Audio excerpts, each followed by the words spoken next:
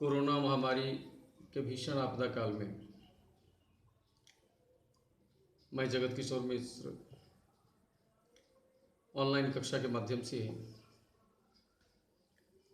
कक्षा अष्टम के लिए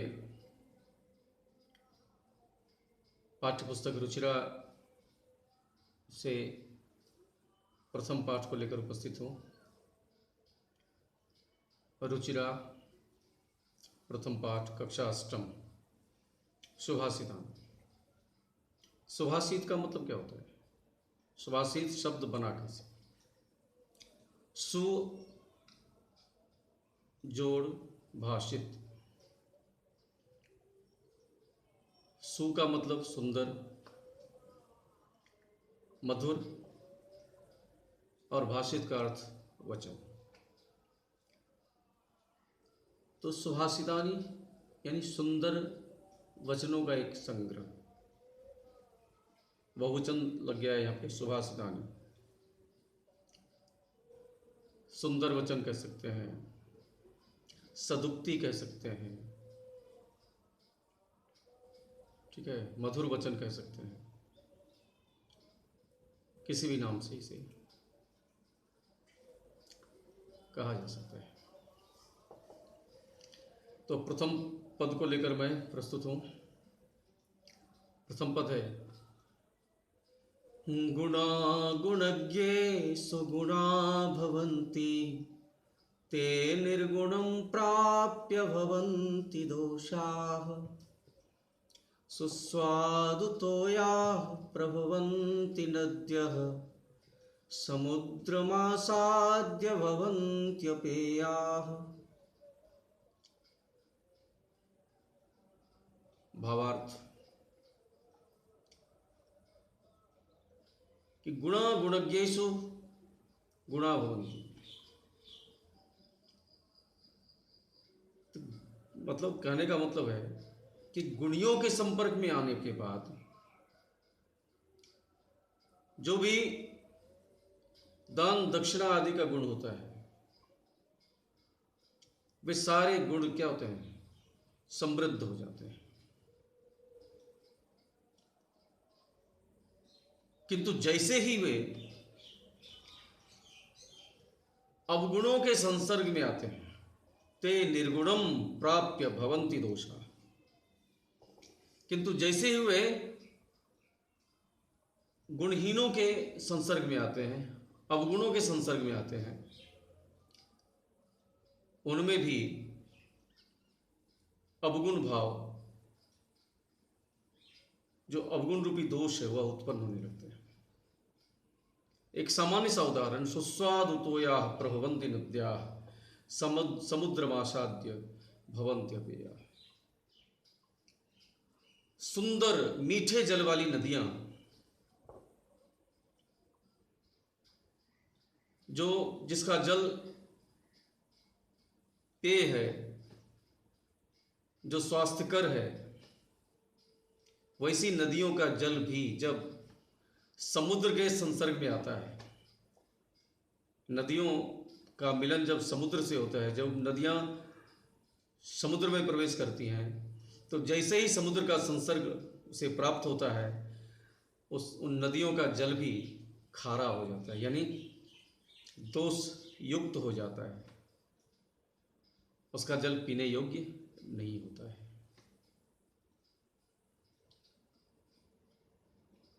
यानी गुणवान भी यदि अवगुणों के संसर्ग में आ जाएं, तो थोड़ा बहुत अवगुण प्राप्त कर ही लेते हैं, कुछ न कुछ दोष आ ही जाते हैं।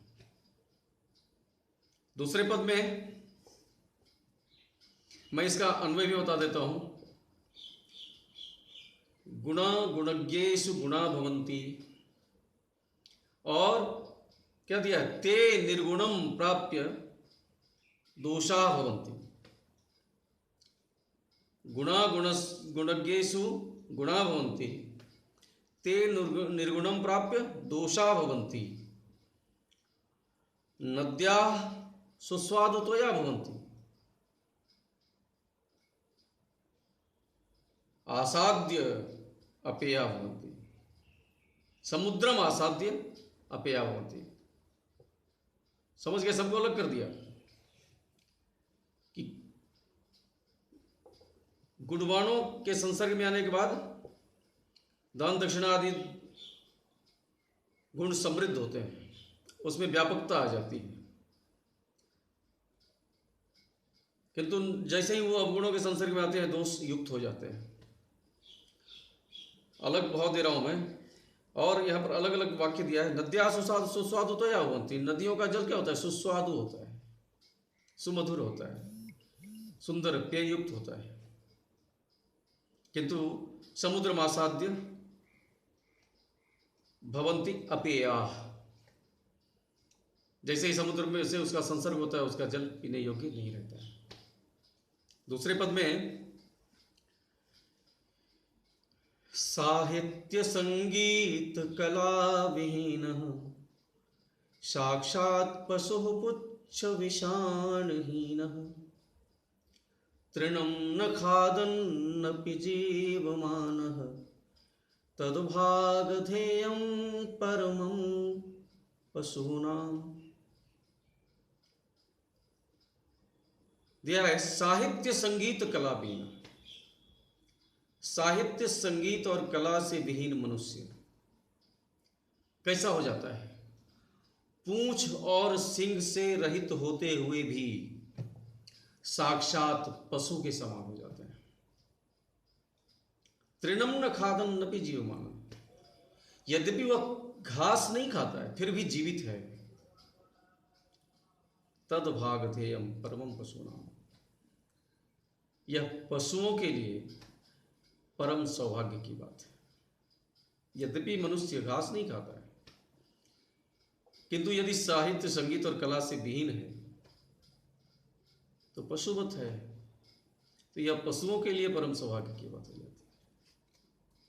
अन्वय कि साहित्य संगीत कला विहीन जन पुच्छ विषाण साक्षात पशु होती सह तृणम न खादति,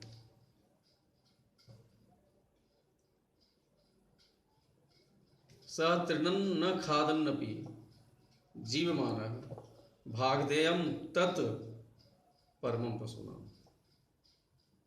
वह घास नहीं भी खाता है फिर भी जीवित है, यह पशुओं के लिए बड़े सौभाग्य की बात है। तो बच्चों, आज के पाठ में इतना ही। नेक्स्ट चैप्टर में कुछ अन्य श्लोकों के साथ उपस्थित होऊंगा नेक्स्ट वीडियो में। तब तक के लिए धन्यवाद।